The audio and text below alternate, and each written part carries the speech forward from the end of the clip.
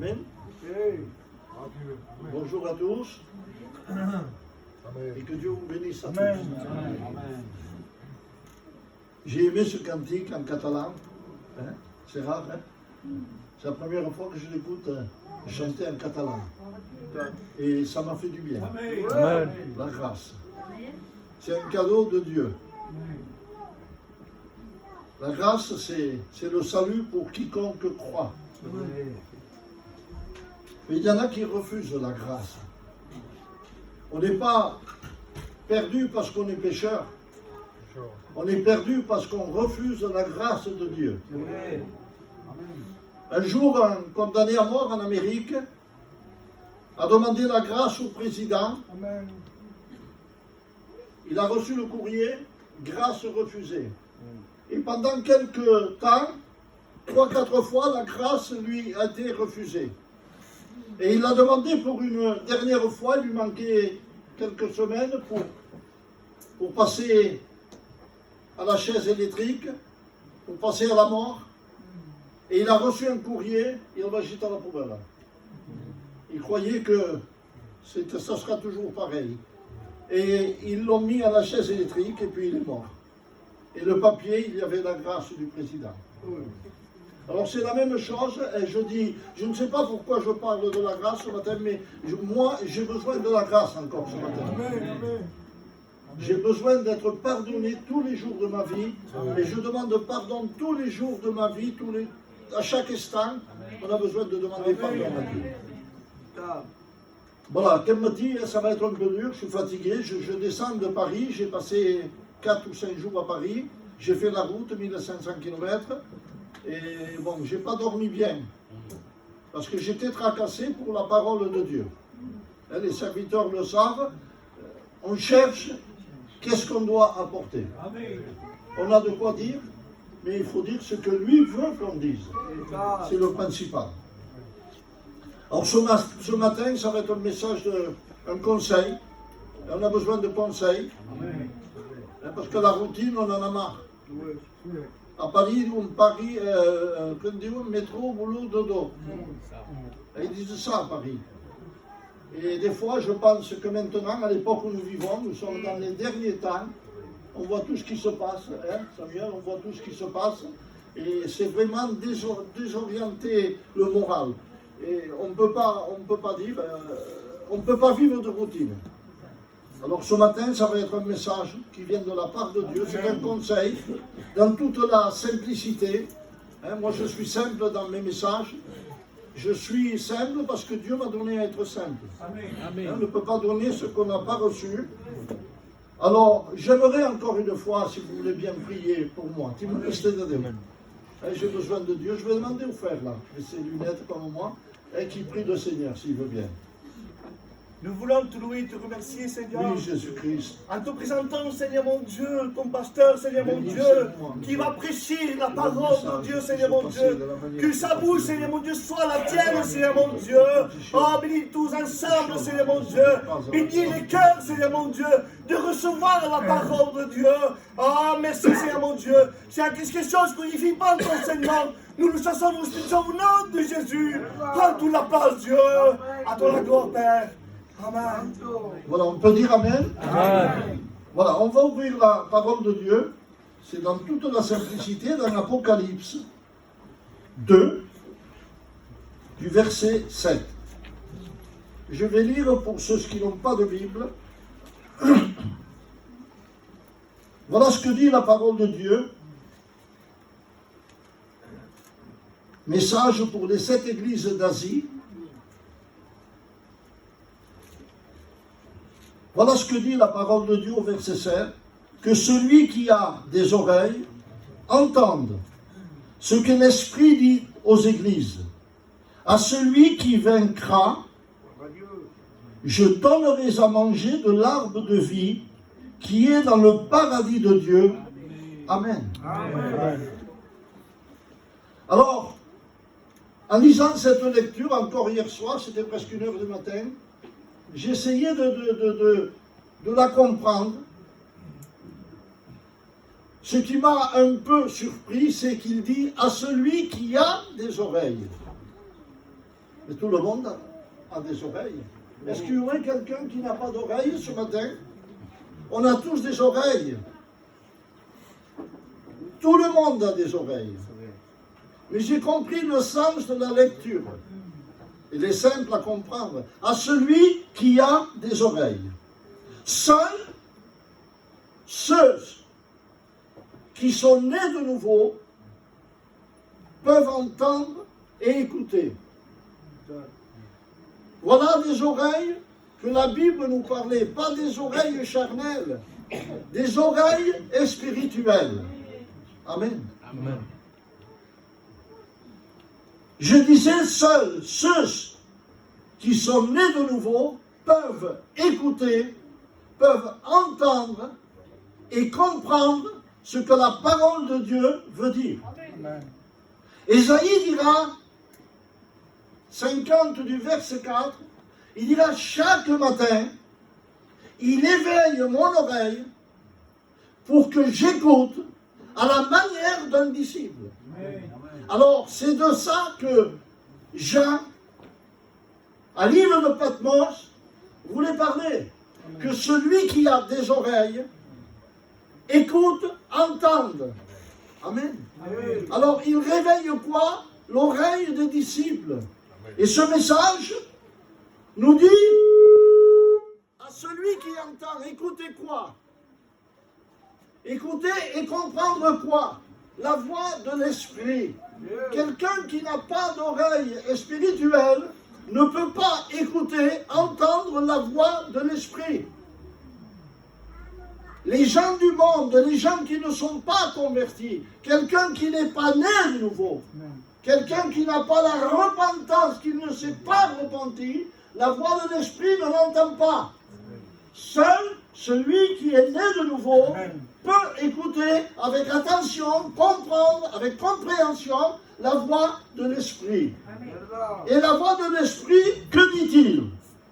C'est un avertissement ce matin. C'est un message personnel. Il ne faut pas dire c'est pour lui, c'est pour moi, c'est pour elle. Le message est personnel. Ce message sert. Et il serait bon d'être clair ce matin. Fini de passer de la pommade. Ton pavé, si on fait des choses, c'est pas vrai. Non, c'est fini ces messages comme ça. Amen. C'est des messages qui font plus mal que bien. C'est un message d'avertissement personnel ce matin à mettre, et je le dis, et je pèse bien mes mots ce matin, c'est très important, parce que Dieu l'a mis dans mon cœur, c'est simple, hein? C'est de l'enfantillage, mais Dieu l'a mis dans mon cœur, et pour moi, il a une grande importance pour chacun de nous ce matin. C'est un message, un conseil personnel d'avertissement, de mettre, ce matin il serait bon, en lumière notre véritable état. Quel est notre véritable état spirituel ce matin? C'est ça l'importance du message. Cabal te dit Dieu pardonne, oui, c'est vrai que Dieu pardonne. La grâce est là, c'est vrai. Mais il serait bon, nous sommes des convertis, nous sommes des enfants de Dieu, la plupart c'est des baptisés, des chrétiens. Il serait bon ce matin de mettre en lumière, je parle pour moi, le message je l'ai reçu pour moi le premier, parce qu'on ne peut pas partager, donner ce qu'on n'a pas reçu. Et je l'ai reçu pour moi, de mettre en lumière, au clair, devant la lumière de notre véritable état spirituel. Amen. Et je retiens ce mot véritable, c'est parce qu'il y a des faux états spirituels.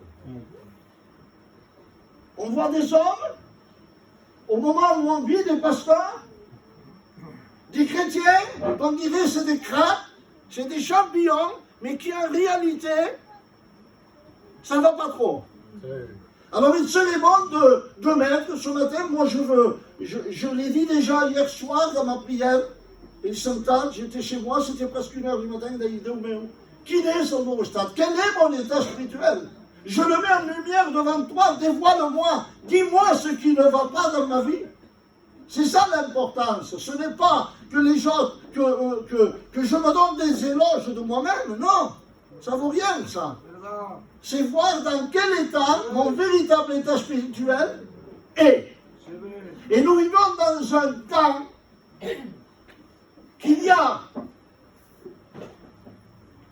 je le dis, tant pis, dans l'Apocalypse 3 du verset 1, vous le lirez, il nous montre qu'il y a des églises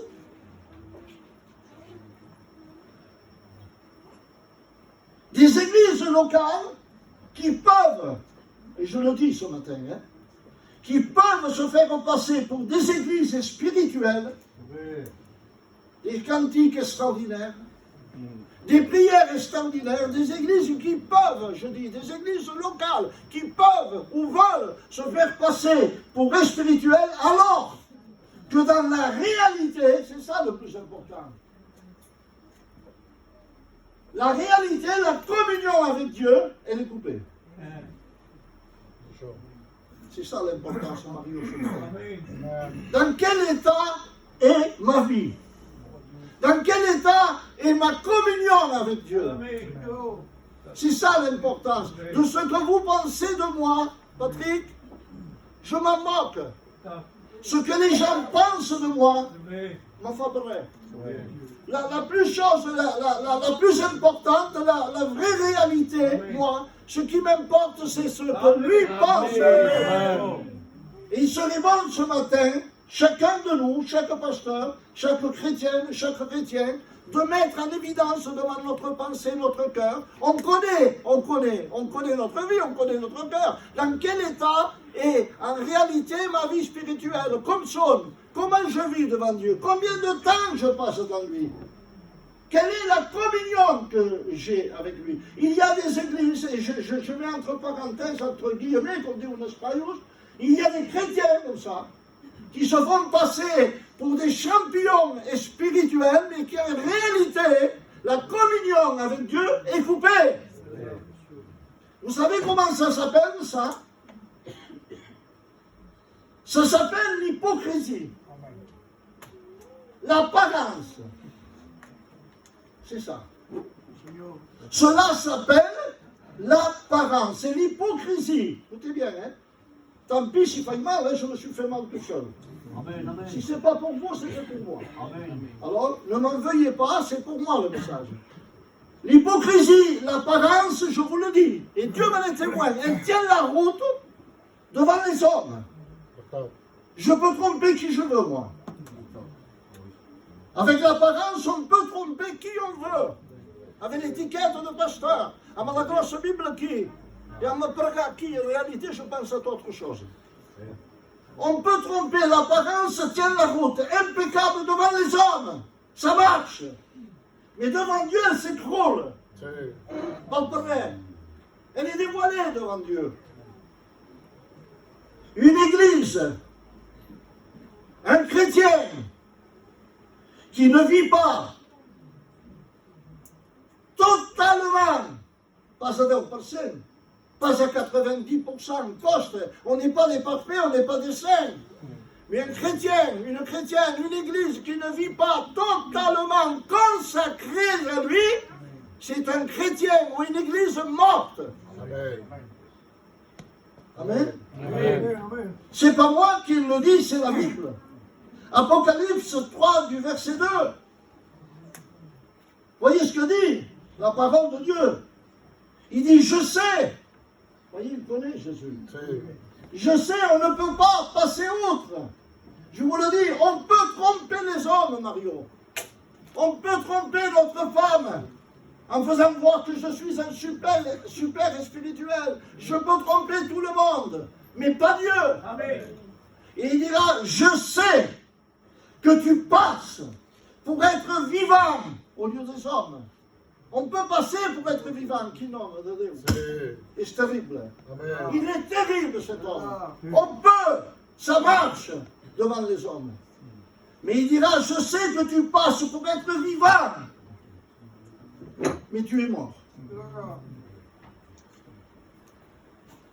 Et je peux le dire ce matin. Amen. Dans nos églises, peut-être pas à Montpellier, je ne veux pas me faire tuer en sortant, mais à Perpignan et dans des autres endroits, on voyage un peu partout, il y en a plein de cela. Alors, il serait bon ce soir d'enlever les masques. C'est plus le moment de jouer au carnaval. Nous sommes dans les derniers jours. 40 ans de ministère, l'autre 50 ans, l'autre 38 ans. Et être perdu, ce n'est pas la peine. Enlevons les masques. Et qu'on voie, et qu'on mette en lumière notre véritable état spirituel. Je sais que tu passes pour être vivant, mais dans ton cœur, tu sais. C'est le cœur. Du cœur sortent toutes ces usines. Le cœur, c'est l'usine. Je sais que tu passes pour être vivant, mais tu es mort. Il y en a plein. Excusez-moi le mot. Plein des morts vivants dans nos églises. Ils prennent la Sainte Seine. Je ne viens pas là pour condamner ni juger. Je parle pour moi. Ils mettent la pièce à la dîme. Ils jeûnent quand il faut. Ils prient quand il faut, mais il n'y a pas de vie. En réalité, le contact, la communion avec Dieu, la consécration n'y est plus. Le contact est coupé. Cela s'appelle de l'hypocrisie.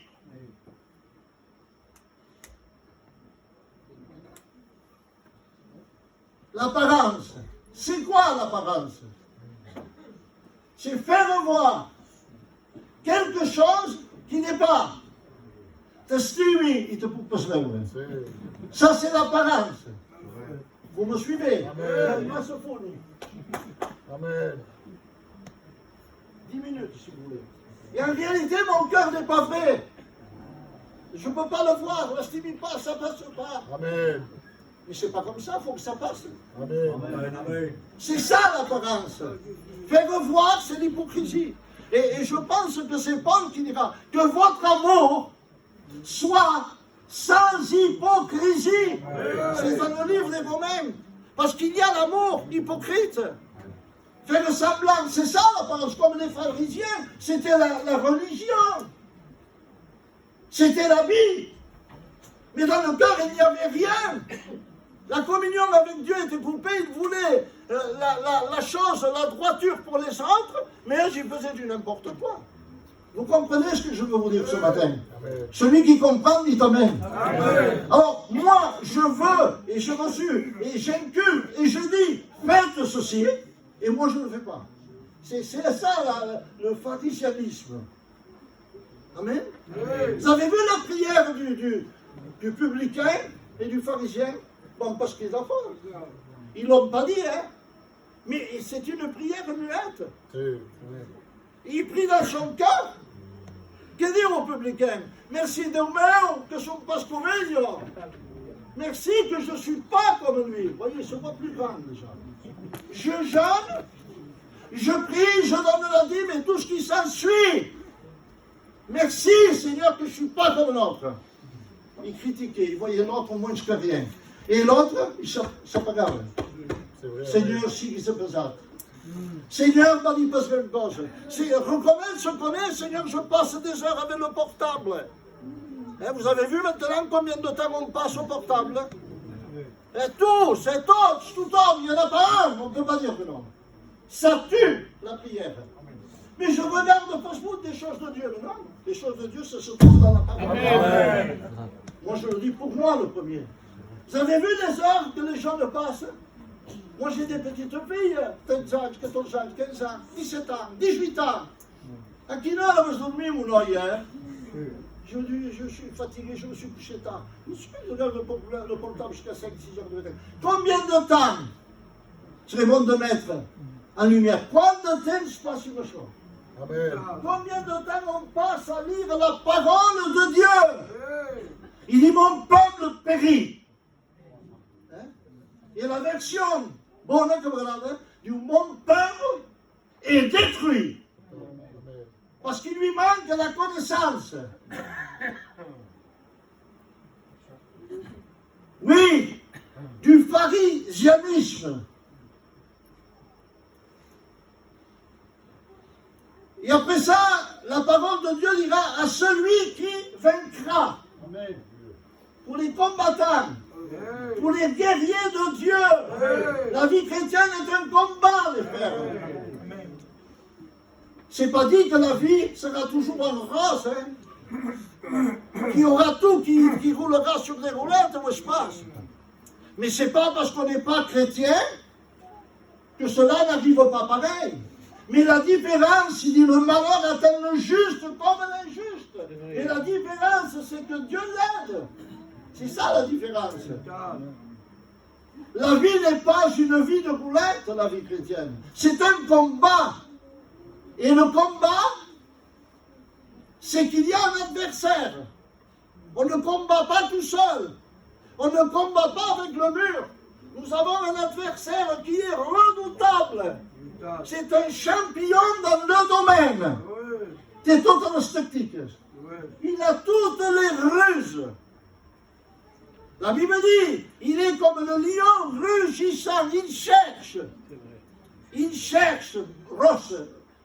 Il rôde.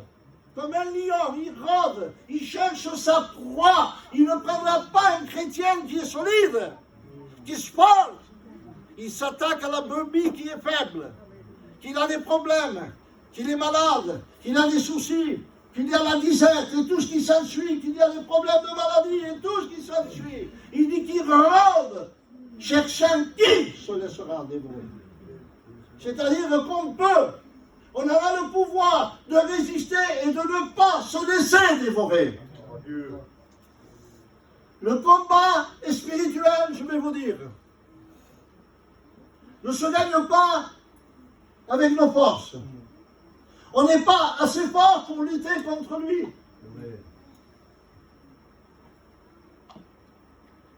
L'ennemi, le diable,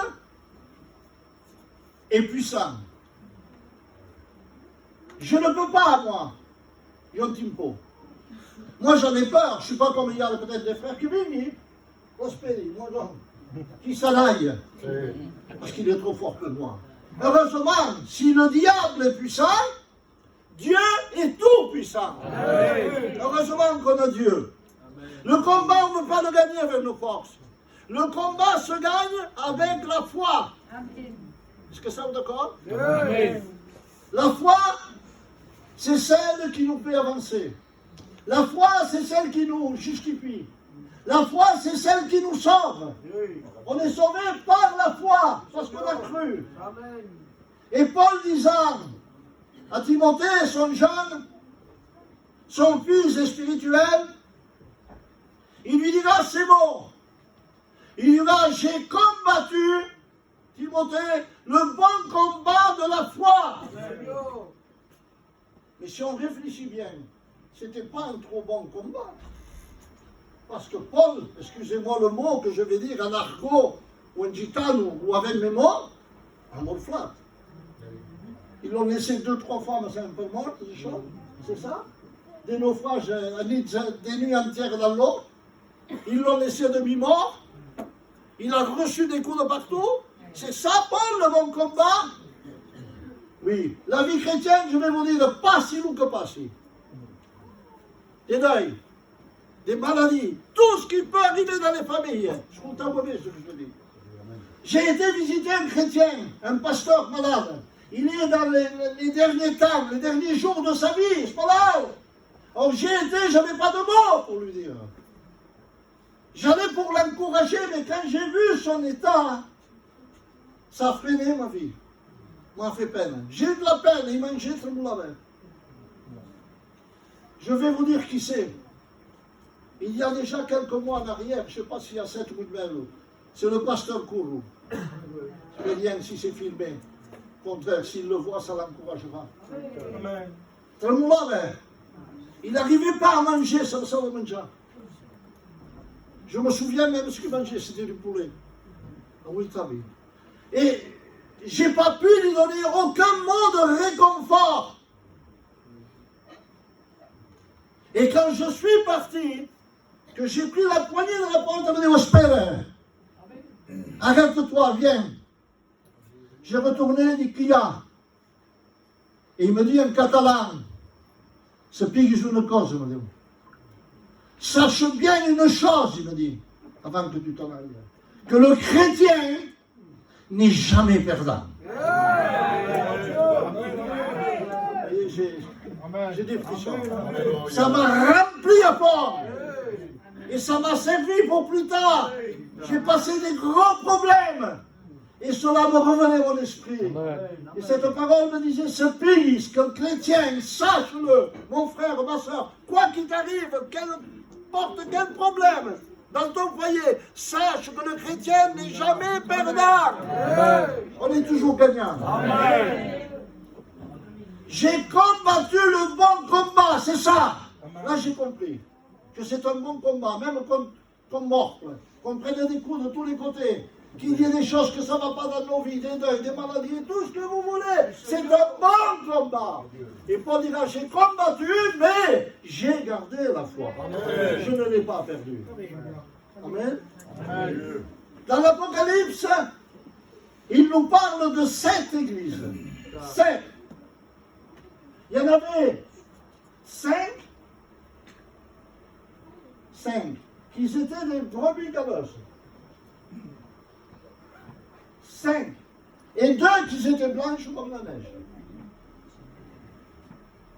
Il y avait une église, celle d'Éphèse, qu'on vient de lire. C'était une église exemplaire. L'Asie n'avait rien à dire de cette église. C'était une église terrible. 35 ans avant. Mais 35 ans après, 35 ans après, regardez. J'ai le temps, frère. Amen. Voyez, on va lire. Je connais tes œuvres et ton travail. Ça, c'est pour l'église d'Éphèse. Hein. C'était une église extraordinaire, 35 ans avant. Mais regardez là.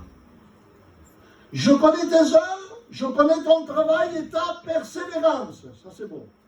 Je sais que tu ne peux pas supporter les méchants et que tu as éprouvé ce qui se disent apôtres et qui ne le sont pas. C'est-à-dire comme nous. On ne veut pas n'importe quel pasteur qui prêche. On a raison. On a raison. Si tu vis n'importe quoi, frère, excusez-moi, si je vis du n'importe quoi et je viens annoncer la parole de Dieu, d'abord, quelqu'un dit, vous me suivez. Ça, c'était l'église d'Éphèse. Et tu les as trouvés menteurs, que tu as de la persévérance, tu luttes, et que tu as souffert à cause de mon nom. Amen. Mais il y a un reproche à faire. Amen. Vous vous rendez compte, avant, il y a une église exemplaire. Wow, bon, terrible, Samuel et l'esclave. 35 ans avant, mais 35 ans après, cela me fait penser à moi. 40 ans de baptême, 38 ans, c'était le feu. C'était le feu, moi, dans ma maison. On laissait tout pour suivre Dieu. On manquait aucune réunion, on ne mangeait même pas, on mangera après. Il lui dit, mais ce que j'ai contre toi, c'est que tu as abandonné ton premier amour. Abandon. Amen. Ce n'est pas perdre. C'est pas se perdre. C'est abandonner. C'est la plus pire des choses qu'on peut faire. Abandonner, c'est volontaire. On peut perdre quelque chose, mais abandonner, c'est catastrophique. Ça fait partie de l'apostasie qui rentre dans le cœur d'un chrétien. C'est ça l'apostasie. Un prétendu chrétien. Étiquette. Pour moi, je parle, hein, les frères, je ne parle pas pour vous. C'est pour moi le message. Un prétendu chrétien qui rejette, c'est ça. L'abandon, c'est ça. Qui rejette délibérément, volontaire, la divinité du Christ comme la vérité de Dieu. Vous vous rendez compte? C'est ça, abandonner. C'est rejeter, tu n'en es plus digne, je ne te veux plus, je l'abandonne parce qu'il me gêne. La vérité gêne. Amen. La vérité gêne. Vous voulez avoir des ennemis? Les pasteurs? Vous voulez avoir des contraires, contraristes? On lui dit la vérité. Amen. Amen. Ils sont capables de tout. Et tout. Et toi? La vérité fait perdre l'amitié. Mais la vérité t'affranchira. Et la vérité te rend libre. Amen. On n'a plus besoin de péché. On n'a plus besoin d'aller dans les mariages. On n'a plus besoin d'alcool, de drogue, de cigarettes et tout ce que vous voulez. Pourquoi? Parce que Dieu m'a rendu la liberté. Parce que je veux la vérité. Alors, Dieu n'est pas un Dieu méchant, Dieu nous conseille, mais Dieu a toujours la porte, l'issue de secours. Amen. Et il dira au verset 5, souviens-toi d'où tu es tombé. Parce qu'on est là, je vous l'ai dit, il y a des chrétiens qui sont là, mais en réalité, leur vie c'est pas trop chaud avec Dieu. Alors souviens-toi, voyez, Dieu nous rappelle, recorde-toi. Samuel, rappelle-toi, Ernest, Mario, les frères, les sœurs, rappelle-toi, qu'est-ce qui a mis un arrêt à ce zèle, à cette flamme que tu avais. Paul dit aux chrétiens, je pense que c'est des actes des apôtres, vous couriez bien, c'est ça? Ou à Galates, les Galates, hein, c'est ça, hein? Je confonds. Galates, 5, 7. Il dit, vous couriez bien. Qui vous a arrêté? Alors, Jésus, là, dans la parole, nous donne à nous mettre à jour et à réfléchir. Souviens-toi, frère. Souviens-toi, ma soeur, qu'est-ce qui t'a arrêté? La véritable version de Galates 5.7. Galates 5.7 dit qui vous a arrêté, mais la véritable version dira qui vous a stoppé. Qui a brisé votre langue? Qui a brisé votre langue? Qu'est-ce qui nous a arrêtés? Peut-être quelqu'un qui ne nous plaît pas, parce qu'on a un petit quelque chose contre un. On pourrait pas se passer là. Il ne fait pas ce que je veux. Il ne vit pas à ma manière. Alors il dit, souviens-toi. C'est-à-dire, qu'elle me dit, c'est important. Se souvenir, qu'est-ce qui nous a freinés? Il y en a plein dans nos églises qui ont freiné. Souviens-toi d'où tu es tombé, qu'est-ce qui t'a arrêté? C'est le passé. Recorde-toi, qu'elle me dit. Avant de prendre la Sainte Seine. Souvenons-nous ce matin. Et le jeune homme, le fils prodigue, me vient à l'esprit. Il s'est souvenu. Amen. Amen. Il s'est souvenu. Il savait comment il est tombé.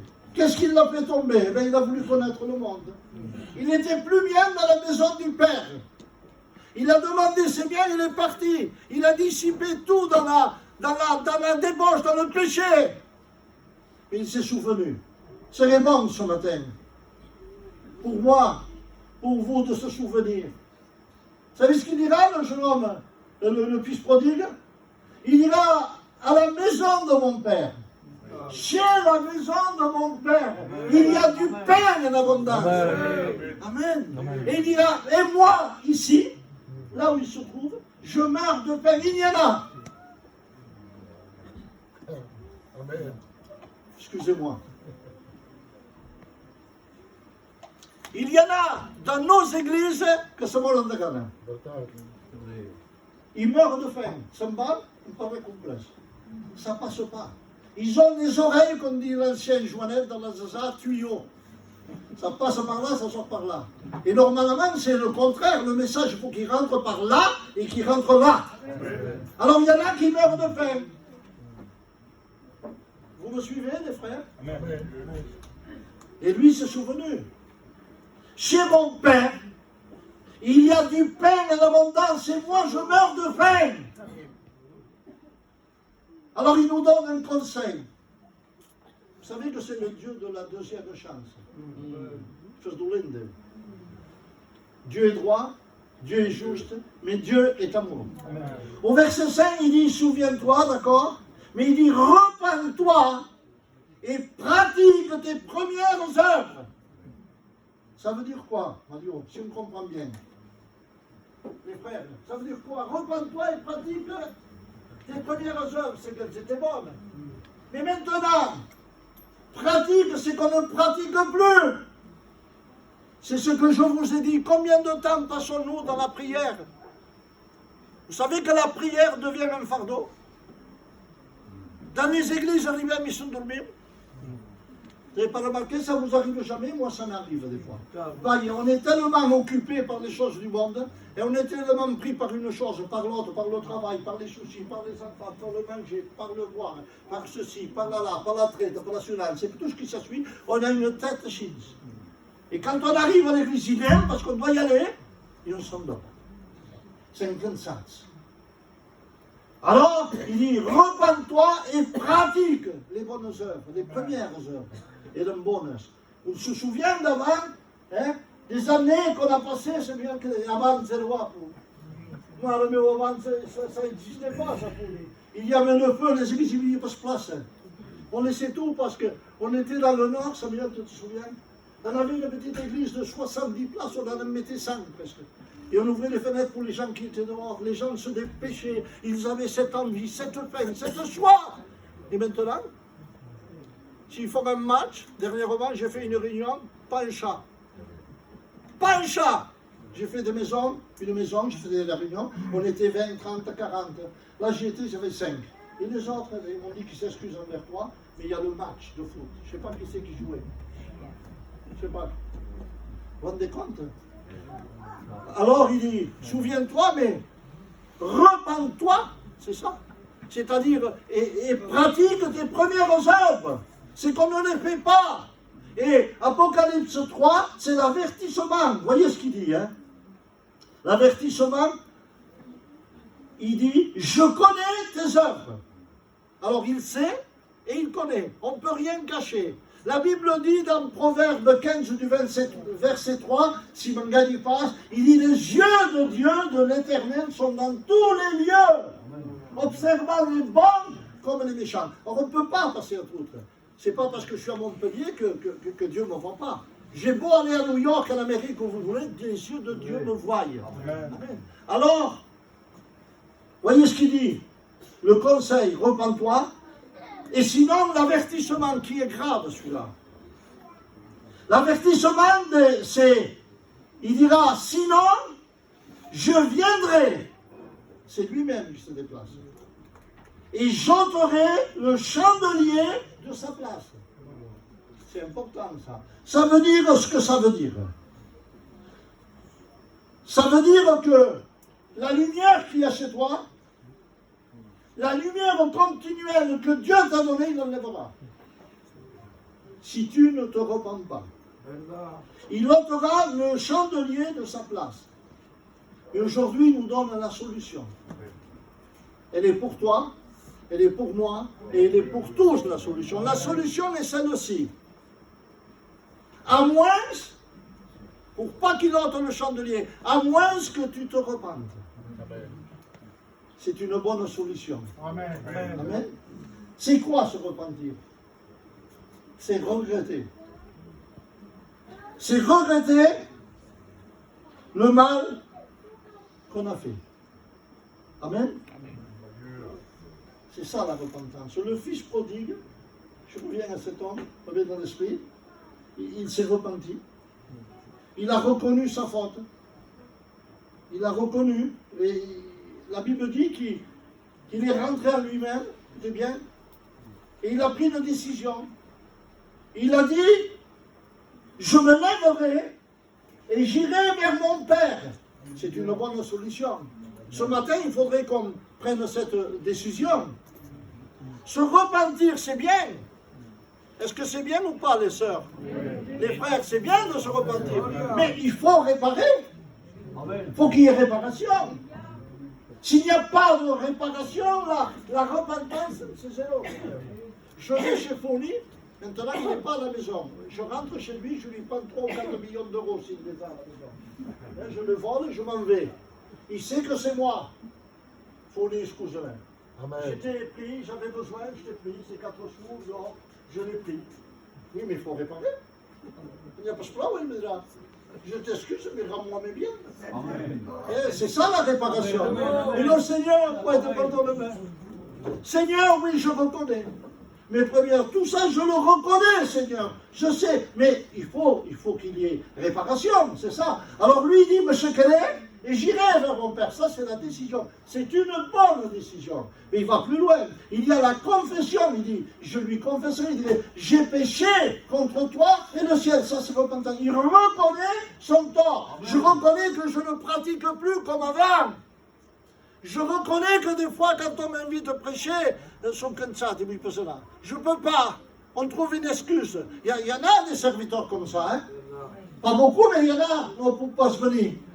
Ou tu me passes comme message. J'ai pas préparé parce qu'on ne lit plus. On ne lit plus. On ne prie plus. Alors, repens-toi et pratique. Prie. Chante. Amen. On n'écoute plus avant dans les places des caravanes. Nous, on voyageait, on écoutait tous les cantiques. Il y avait 80 caravanes à Francfort. 80 caravanes toutes cantiques.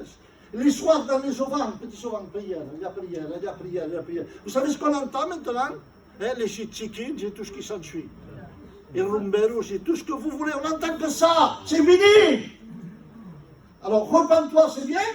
La décision, j'irai. Et je dirai, et je ferai, c'est bien, mais il faut la réparation, il faut l'acte. Et cet homme a fait l'acte. La Bible dit qu'il se leva. Amen. Ça c'est beau, il faudrait se lever aujourd'hui. Il se leva et alla vers son Père. Ça c'est la bonne décision. C'est l'acte, c'est la réparation, ça. De venir devant Dieu. Réparer de même que son fait de mal. Vous avez vu, sachez? Il vient pas se mettre quelle petite folie. C'était, excusez-moi le mot, comment il dit que Dieu m'a pas, une crapule. Chourave. Il prenait les sous de ses frères. Hein? Il faisait payer, il était juif comme les autres. Hein? Il était pieux, il croyait en Dieu. Il a fait bonne chose. Et il leur faisait du tort, il leur faisait du mal. Et c'était en passant, selon la tradition, il prenait les enfants et le douleur. Mais quand il a eu le contact avec Jésus, il a eu la repentance et il y a eu la réparation. Je donne les 4 fois. Si j'ai fait du tort, t'en dis 4 gosses. C'est ça la réparation. Alors lui, il se leva, c'est bon, il serait bon ce soir de lever nos cœurs. Je ne vais pas dire lève-toi et lève les mains. Non, c'est entre toi et Dieu. Il se leva, alla vers son Père. Et je vous dirai qu'avant la confession,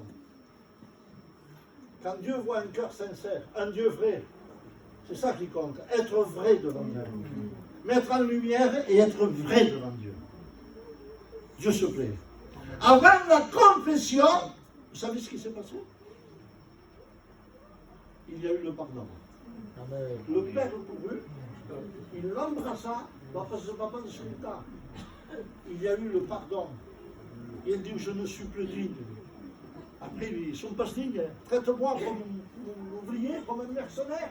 Chez mon père, ils ont du père et d'abondance sur mon nom de qui. Traite-moi comme un non, il y a eu le pardon. Comme l'histoire que dit, vous la connaissez, un fils. Au début, on me l'a conté, le pasteur me contait cette histoire toujours. Il disait, le fils était parti, il avait pris des sous à son père, il était parti dans les mauvaises choses, il avait tout dépensé. Et un jour, il a trouvé un ami de son père, il lui a dit, ton père il pleure pour toi, que fais-je? Ouais, tu comptes tu étais bien chez lui, tu avais tout. Est-ce qu'on n'est pas bien dans la maison du Père? Hein? On a du pain en abondance, on a la parole de Dieu, on a la paix que le monde ne connaît pas, on a la joie. Quand il y a le problème, il est là. Quand il y a la maladie, il est là. Vous savez, il y a des malades, c'est vrai. Il y a des opérations, c'est vrai. Il y a des problèmes d'angoisse, c'est tout ce que vous voulez, c'est vrai. Mais il y a Dieu. C'est ça le plus important. Ça serait pire s'il n'y avait pas Dieu. Vous comprenez? Alors, cet homme-là, il l'a vu, où était comme ça, il est devenu un clochard. Qu'est-ce que ça se fait? Si ton père te dit, si, mais j'y vais pas, tu me poses, que mon père c'est quelqu'un de sévère, s'il va, il m'amènera, il me foutra fort. Baisi, ton père est vas-y, ton père est bon. Vas-y, gaffe, trimi, baisi. Écoute, dis-lui à mon père. Il y a plein d'art dans la cave. Dis-lui qu'il mette un chiffon, je ne sais pas si c'était rouge, blanc ou mauve, je ne sais pas. Qu'il mette un chiffon, et moi je passerai le train. S'il n'y a pas de chiffon, je partirai tout droit. C'est qu'il n'y a pas de pardon. Et quand il est arrivé ce jour à Montfaucon, et que le train a commencé à freiner pour s'arrêter à la gare, il y avait plein de chiffons dans les arbres. Plein!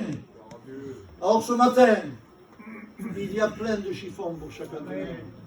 Il n'est pas là pour nous juger, nous pointer du doigt. Je vous dis, c'est le Dieu de la deuxième chance. Il n'est pas là pour nous tirer l'oreille. Si, c'est bon des fois de nous tirer l'oreille. Hein. On est qui est tourné, il faut. Hein.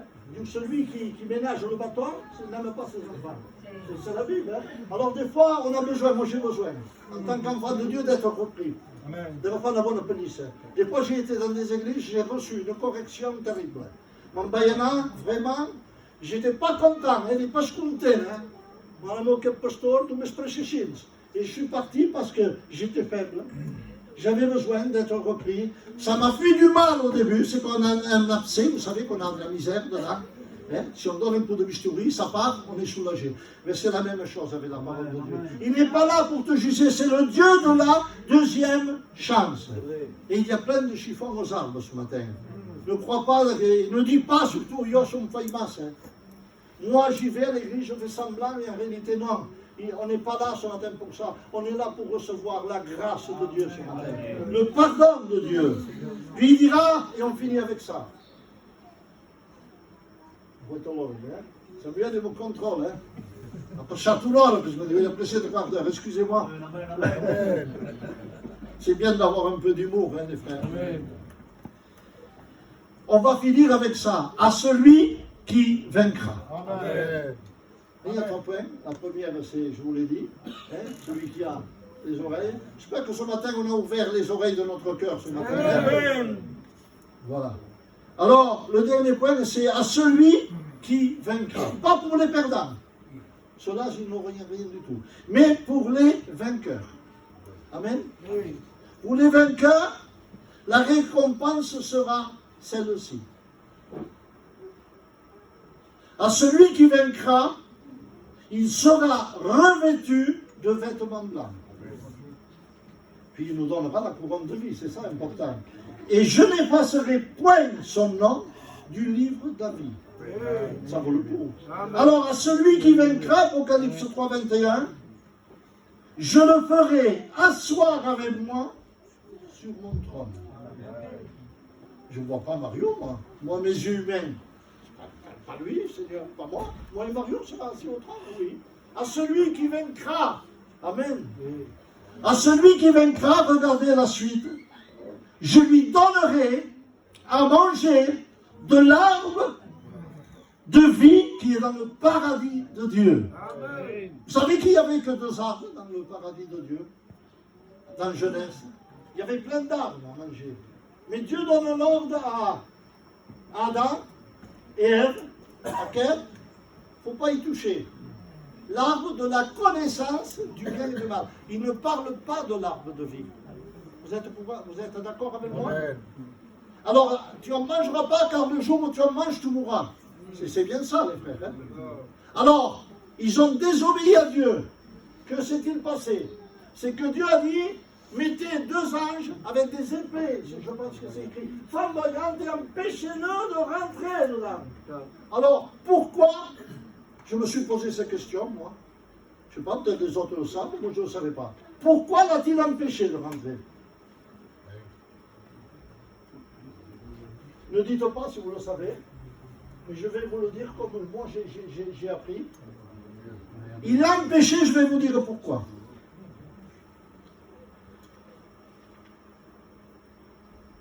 Si il aurait rentré et mangé de l'arbre de vie, il aurait vécu éternellement.